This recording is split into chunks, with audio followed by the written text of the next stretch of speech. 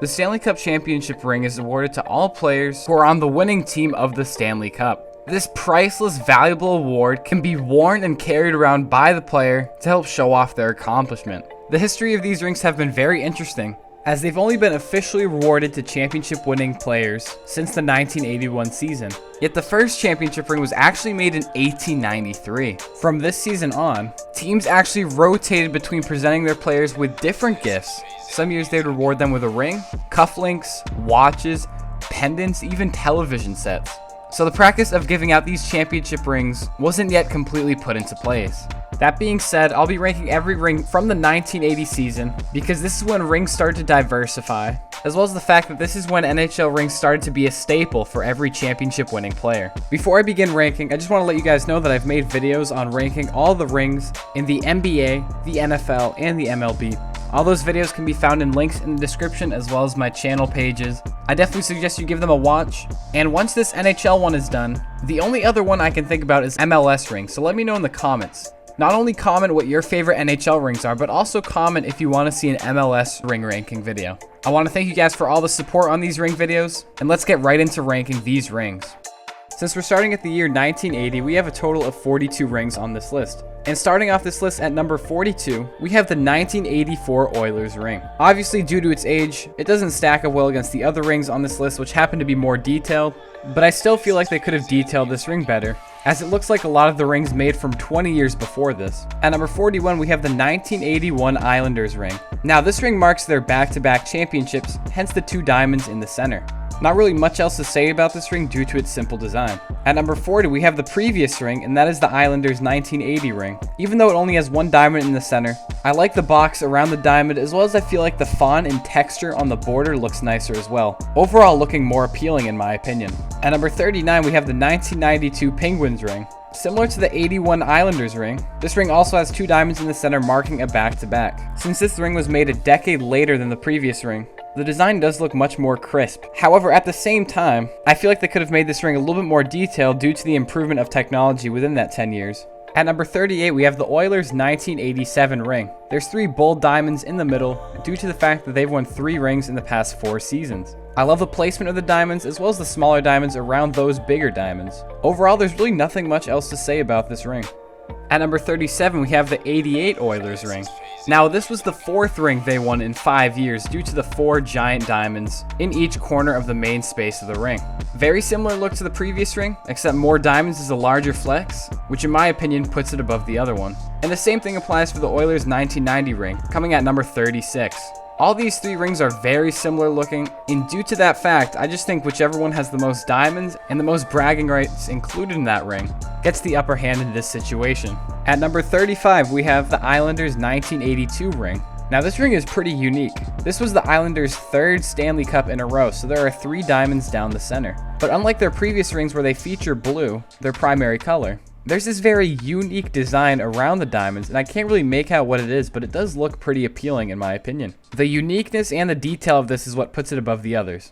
At number 34, we have the 1995 Devils ring. Definitely more advanced than the other rings we've seen so far on this list. However, I feel like the logo could have done a little bit better. It looks kind of mushed together, and I feel like there could be a little bit more contrast between the logo itself and the diamond background. That being said, it definitely still brings more to the table than the rings that we've seen before this. At number 33, we have the 1983 New York Islanders ring. Their 4th ring in a row, hence the 4 diamonds in the center. This ring has a very clean design. It is on the older side of these rings, so there isn't diamonds scattered throughout the entire ring. However, with the diamonds they have, they do a very well job of centering them, as well as the bordering text looks very nice. At number 32, we have the 1989 Flames ring. Now, this ring looks very similar to the Devils ring we saw a couple spots ago. However, I just feel like the logo and the overall design is done a little bit more clean. I also like the diamonds scattered around randomly throughout the ring. At number 31, we have the 1985 Oilers ring. Now, this ring is simple, but it really just looks very cool to me. The large diamond in the center with all the surrounding diamonds kind of gives off a kaleidoscope feel, which is just really satisfying to look at. I also love how perfectly circular this ring is. At number 30, we have the 1993 Canadiens ring. I love how they made the Stanley Cup the focal point of this ring, and it's actually the first ring on this list to do so. It looks really nice, however, I would say that it is missing out on anything referencing the Canadiens logo, but that being said, with the addition of the Stanley Cup, this was a huge revolutionary ring. Also, a major flex is how the Stanley Cup has 24 diamonds, which references the 24 Stanley Cups the Canadiens have won. At number 29, we have another Canadiens ring, and that is the 1986 ring. I feel like their logo is done perfectly here, and once again, they have a major flex, having 23 diamonds within the C and the H, representing their behemoth 23 Stanley Cup wins. At number 28, we have the 1994 Rangers ring. This is just a solid ring all around. As much as I wish that there was the logo featured on the ring, the Rangers font going diagonally across the center of the ring does look pretty nice. Besides that, the ring doesn't supply that much else, but there's really nothing wrong with it. At number 27, we have the 1998 Red Wings ring. Once again, just a solid ring. I love the coloring of the logo in the center, and the logo looks really nice on this ring. I just feel like the outside of the ring kind of lets the logo down a little. At number 26, we have the 1996 Avalanche ring. I really like the logo design in the center. However, I do wish that there was some color in that logo. Besides that, this ring doesn't really do much else wrong. At number 25, we have the Devils 2000 ring. It features a pretty interesting grid diamond background behind the logo, and I feel like the logo could have been done a little bit better, as it all kind of meshes together and it's hard to pick out where the N and the J are. But overall, a step in the right direction. At number 24, we have the 2007 Ducks ring. The Ducks logo here looks really good, overlapping the Stanley Cup. I also like the very bold font on the sides, however, I just wish the shape of this ring was a little bit less rectangular. At number 23, we have the 1997 Red Wings ring. This is one of those rings that are just really good for their time. The logo in the center looks really good, and I love the coloring of the background. The gold border text surrounding the ring is another nice aspect of it. At number 22, we have the 2008 Red Wings ring. I really like the design on this one with the logo and the Stanley Cup becoming a common theme in the NHL. And I feel like the design itself looks very nice. However, there definitely could have been some color in this ring. And without the color, it kind of gives off a little bit of an unfinished feel. It's really the design itself that puts it up this high. And now we are at the halfway point of this list at number 21. A very similar looking ring, and this is the 2010 Blackhawks ring. Everything with the last ring applies here. A very good design and a good look overall. However, once again, no color to be seen on the front of this ring. I think this ring is just slightly better than the Red Wings ring because I just think the design is a little bit more appealing. Continuing this theme is the 2015 Blackhawks ring. Now, out of these three rings, this one definitely looks the best from a design perspective, but it doesn't fix the issue of no color. The color is really meant to represent the team for what it is, and in all three of these rings, there's none to be found. At number 19, we have a ring that is very good for its age. This is the 1991 Penguins ring. In this one, simplicity gets the job done. They have their logo beautifully featured in the center, with a great color balance of the colors black, white, and gold, the Penguins' three colors. I also like the use of the diamond making the white chest of the penguin. It's used very brilliantly, and it's just a clean looking ring overall. At number 18, we have the Bruins 2011 ring. Now, once again, color is a huge thing missing out on this ring, but you can't argue this might be one of the best ring designs in itself that we see on an NHL ring. Very symmetrical looking. I love the ring outside of the Bruins logo as well as the Stanley Cup behind it, and the gold lettering on the sides of the ring looks very nice. If this ring had color, it might be a top 5 ring. At number 17, we have the 2003 Devils ring. A pretty solid design. I like how you can clearly see the N and the J of the logo, and it's properly defined as well. And the black ring around it gives it a nice touch, and those two colors work perfectly together. Besides the logo portion of the ring though, it doesn't offer much else. At number 16, we have the 2001 Avalanche ring. This is very similar to the last ring as the logo in the middle is just done so well. I love the bold red for the Avalanche as well as the blue sapphire ring surrounding that logo, and then the black border behind it. The rest of the ring though could pick up the load a bit and help it out. At number 15, we have the 2002 Red Wings ring. This is like the two last rings, except there's just more that the ring offers. Not only does the logo in the center look great, but the bordering text is very satisfying and gets the job done, as well as the Stanley Cup in the background.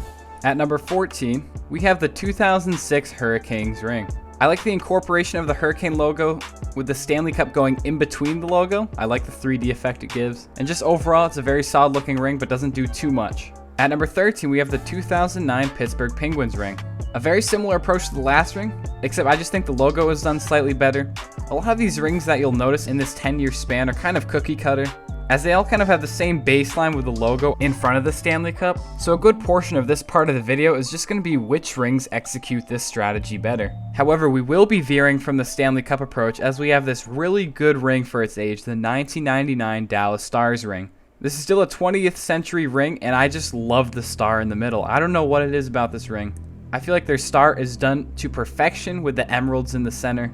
No Stanley Cup included in this ring, but there really doesn't need to be a Stanley Cup. It's a simple, practical, and good-looking ring. At number 11, this might be a controversial take, but I have the 2017 Pittsburgh Penguins ring. Obviously, this is a great ring if it has the number 11 spot, but I don't think it cracks the number 10 just because I prefer a ring with more layers and contrast rather than these kind of whited out rings that have less borders. I will say the design is very appealing, but for me, the number 5 on the Penguins' eye, although it's a cool touch to represent the 5 rings they have, it just seems a little off-putting to me and out of place. Still obviously a very good ring. We are now entering the top 10 NHL rings. Starting us off at number 10 is the 2012 Kings ring. This is just a great design. The Stanley Cup is more detailed than your average Stanley Cup. I love the LA Kings shield right smack dab in the middle of it. The coloring is great. It's a simple logo, so it's hard to mess up. But it's just a really appealing ring. And it works to their advantage that their color scheme is black and white, as it makes it very simple to include all the colors in their color scheme on the ring. At number 9, we have the 2016 Pittsburgh Penguins ring. Now, this is what the previous Penguins ring would be if they had more layers and borders. The color is more strong with this, and it's just a better structured and bordered ring in my opinion, which even though it might be less flashy than the other ring, it gets the job done for me, and I actually prefer this one over the other one. At number 8, this might be another controversial take, but this is the 2014 Kings ring. I see a lot of people not like this ring due to its kind of weird shape. It's meant to represent the shape of the Kings logo itself, that shield, and I actually really enjoy how they did that. They switched it up from the very repetitive Stanley Cup format that we've seen throughout this decade, and not only does it look clean and compact and everything's done well, but it's also more practical to wear the ring in itself, as it is smaller than the rest. So it actually kind of fills the purpose of a ring to wear it more than the other rings, which is why I think for me it has this spot.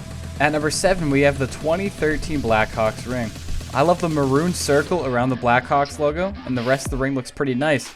My only complaint is that the logo itself does not have any coloring regarding the actual Blackhawks logo, but it's a great ring.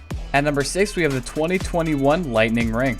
A super clean design, very symmetrical all the way around. I like how the font is bordered with a blue background, as well as the Lightning logo being surrounded by another blue ring. Blue being my favorite color, these Lightning rings are just eye candy to me. But if we're looking at it objectively, the other rings above this do have some things that just make them slightly better. We are now entering the top 5 rings, the best of the best. Starting off at number 5, we have the most recent 2022 Avalanche ring. A great design with the blue arch with the word Stanley Cup Championships behind the Stanley Cup, which is behind the wonderfully crafted Avalanche logo. The logo is done great here. I love the center of the ring, and it's just overall a very satisfying ring to look at, but it is huge in person. One thing that's really cool about the presentation of this ring is that once the players received it, they opened up this box that actually played a video of the best moments of the Avalanche's season. That being said though, we're talking about the ring itself, and if we're just talking about the ring itself, it places at number 5.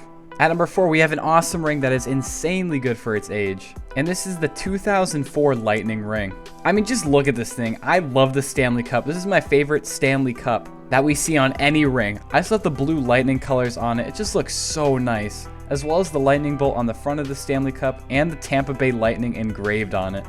The vertical text is a good compliment, and I like how the outside of this ring is shaped like a stadium. Considering that this ring was given out in 2004, it's way ahead of its time. At number 3, we have the 2018 Capitals ring. This ring might have the best color distribution out of anything. It features 3 colors in perfect balance, blue, red, and gold. The Capital logo in the middle is done great, and I just love these symmetrical rings with all the borders stacking up upon one another. At number 2, we have the 2020 Lightning ring. Now this ring is just incredible. I'm a sucker for these radial circles that go behind like a background but are also made with individual diamonds. It's just a really satisfying look it gives off. Not to mention that there's so many layers to this. You have the beautiful blue background. On top of that, the Stanley Cup, which is great. On top of that, you have another blue ring that backs up the main feature, and that is the iconic Lightning logo. An awesome ring, placing it at number 2. But at number 1, the greatest NHL ring in my opinion is the 2019 St. Louis Blues ring. You know, as a Bruins fan, this pains me because obviously it was that grueling 7-game series with the Blues, but at least they got an insane looking ring. In my opinion, this is one of the best Stanley Cups that you've seen on an NHL ring. It's just so wonderfully crafted. The gold font with a blue border around the Stanley Cup is great.